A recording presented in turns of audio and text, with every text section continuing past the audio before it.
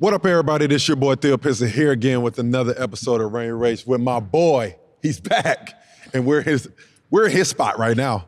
My boy AJ Richardson. Good morning, beautiful people. It's actually morning time, so he's correct today. People, we got another special guest here today. My guy, former teammate, left-hand sniper. He wasn't really a sniper, but he's left-handed. You said one of the best point guards you play with. One of the best point guards I play with. Easily one of the best point guards I play with.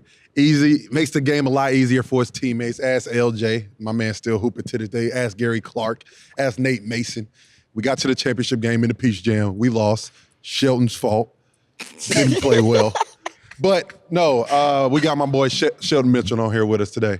Thank you, man. That may be the nicest thing you've ever said to me. So thank you. I appreciate that. Listen, people, today we are coming to you live from Augusta, Georgia. We are at the Nike EYBL Peach Jam. Fellas, am I wrong for saying this is the best tournament in the nation?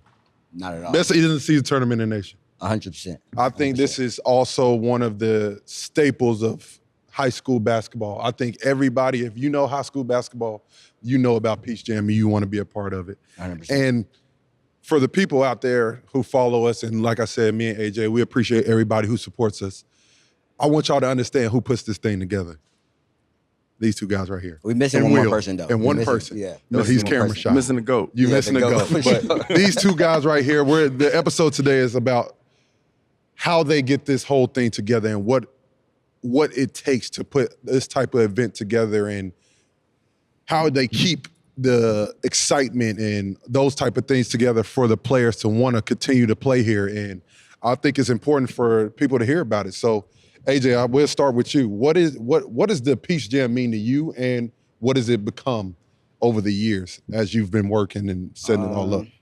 I think Peach Jam is just iconic. Yeah. Like, obviously, I never played in it, but I've been around it for so long. Yeah.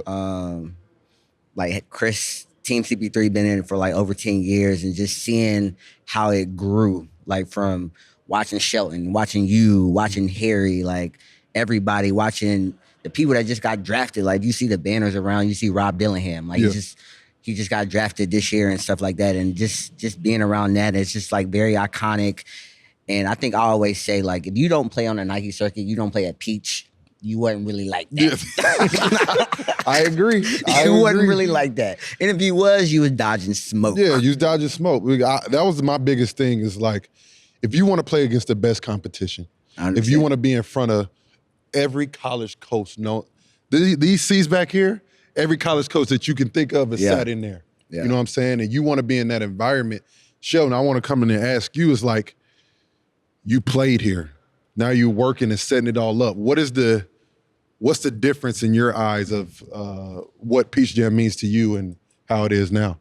Yeah, so like you said, we played in Peach Jam over 10 years ago in the championship. Mm-hmm. And like you said, it was like everything. Like it was throughout the whole high school season with your team, like you're thinking of AAU season and getting to Peach Jam and things of that nature. So I always said, like, this is like, besides, Summer League, like this is the biggest basketball event you can think of, whether it's high school. Mm-hmm. I mean, it's just almost as big as like the Olympics in high school basketball in the United States. So it's the pinnacle. Yeah, it's a big deal. It's like the Mecca. So playing in it, it was like a huge deal. Like you said, it was like, playing in March Madness before, like when we were in high school and things of that nature. So it was just like always exciting to get to play against like the top competition and the players all over the place. Working it is a little bit more different. Like you see, like you say, you see everything that goes into it with, the branding, making sure everything's okay with the teams, the courts are right, all the other programming that has to go into it, the schedules, everything, the big games of what courts are going to be on which side and things of that nature. So it's like, it's a different side of it, but you see how it all runs and it starts from the top down, everything is smooth, with the operations, everything's going to be smooth with the games. It's crazy because I've only been with you guys for like I've been with y'all a couple weeks as y'all see y'all set things up. For Shelton and even for you, AJ, because you seem just coming to the game, just supporting the whole event. Mm-hmm. It probably kind of puts in perspective, like the amount of work that goes into this is just different. Yeah. And like, how long does it take for this to come together? Because it don't just start the week before. Like we started like right after the last session. Yeah, right after the last, like Peach Jam. So like we got this week, right? So we had Peace Jam now.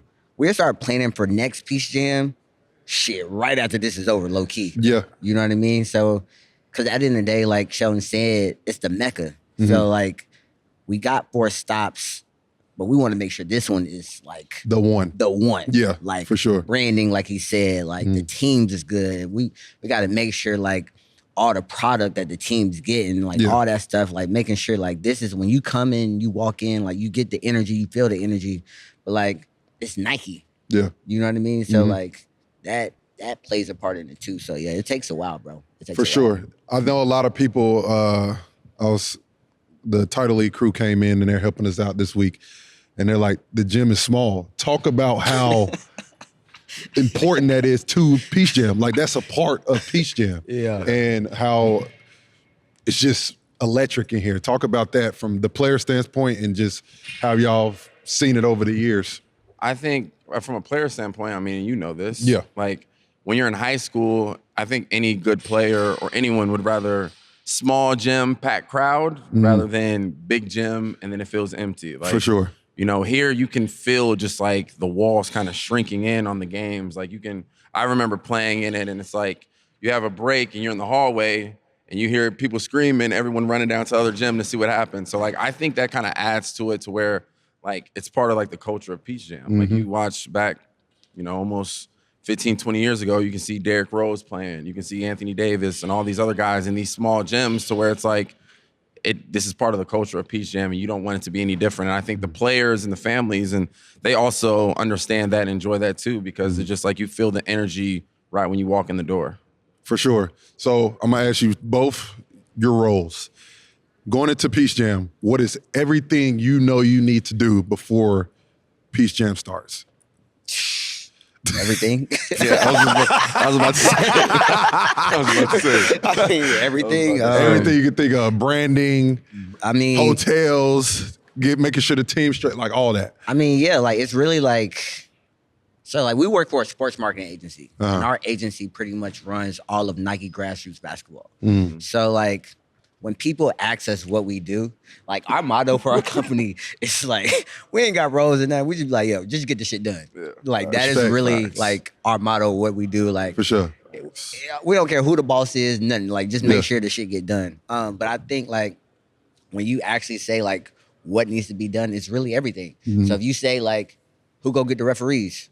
We had to get the referees like a long time ago. Yeah. You know what I mean? Yeah. Like, who are the ball boys? Like, shout out to JJ. You know what I mean? JJ pretty much is really the go-to. Yeah. Shout out to That's JJ. the godfather of Peace Jam. Peace Jam It's JJ. JJ They over don't there. even understand that. Yeah. But, like, ball boys, like, all right, JJ, we need ball boys. Like, the little stuff that people probably don't think about, we have to go get it. Like, everybody just think about, oh, you just managing the teams. Like, you doing a schedule.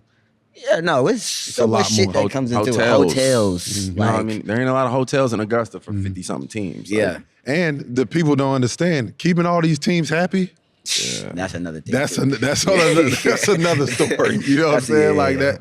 It's the part of the things that people don't really understand that y'all go through on a day-to-day basis, which I give kudos to y'all, because at the end of the day, it's not easy. It was a lot easier when all you had to do was put your shoes on, lace them up, and go play basketball. Yeah. Now when you're in it and you're working it, you like, bro.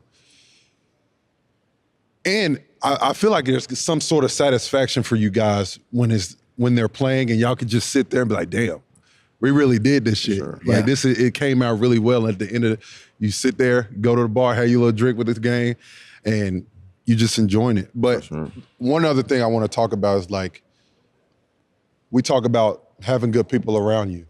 Talk about having those type of people in y'all's company where y'all have good people, so it's enjoyable to come to work. Talk about having family. Sometimes family don't mix well, but y'all understand, y'all have that motto of just getting the shit done. Talk about how y'all let that work for each other. I think one, it started with like Chris and CJ starting the company. Yep. You know what I mean? They started the company. Will been working for Kristen and with Kristen for like since he was at Clemson. Yeah, you know what I mean? Like, yeah. So it was one of those things to where like my family, Shelton family, and stuff like that. Like it's all about being a good person, being genuine, and stuff like that.